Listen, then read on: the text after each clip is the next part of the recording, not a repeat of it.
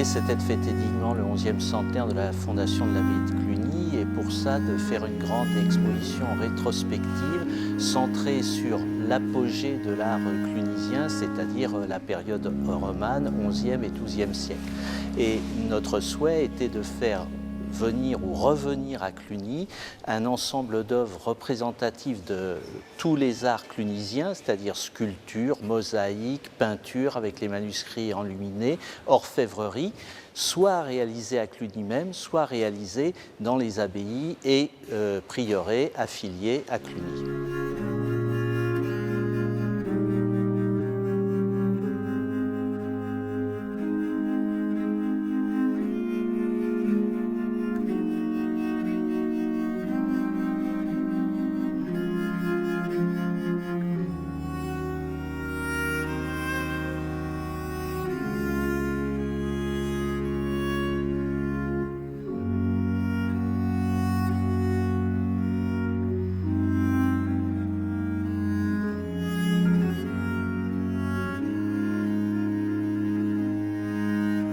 C'est le 11e centenaire de la fondation de Cluny.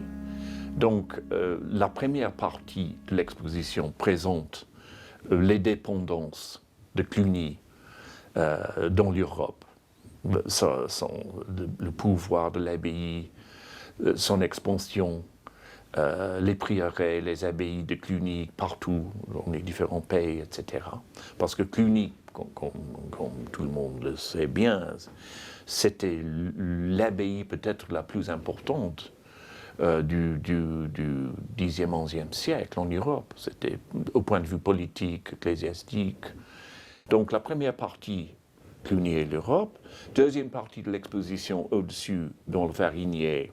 J'ai décidé de ne pas essayer de présenter toute la grande église de Cluny III, qui a été démolie après la Révolution, mais de se concentrer sur les premières parties de l'édifice.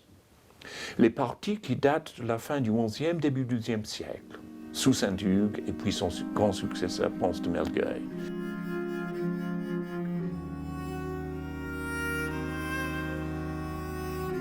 La deuxième difficulté, ça a été également de faire venir une vingtaine des plus beaux manuscrits du scriptorium de Cluny et des grands scriptoriums clunisiens, notamment ceux de Cluny, qui étaient partis de Cluny au XIXe siècle, après la Révolution, rachetés par la Bibliothèque nationale de l'époque, et qui reviennent ici, donc 150 ans après, pratiquement, pour la première fois à Cluny, donc c'est quelque chose d'assez émouvant. Nous avons eu la chance que ce beau manuscrit de Cluny, le plus richement décoré de tous les manuscrits de Cluny, était actuellement démonté de sa reliure au moment de l'exposition.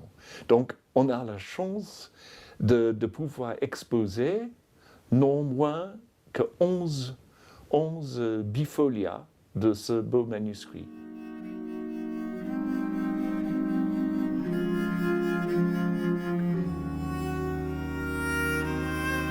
J'ai eu le plaisir de travailler avec les éditions du patrimoine sur un gros livre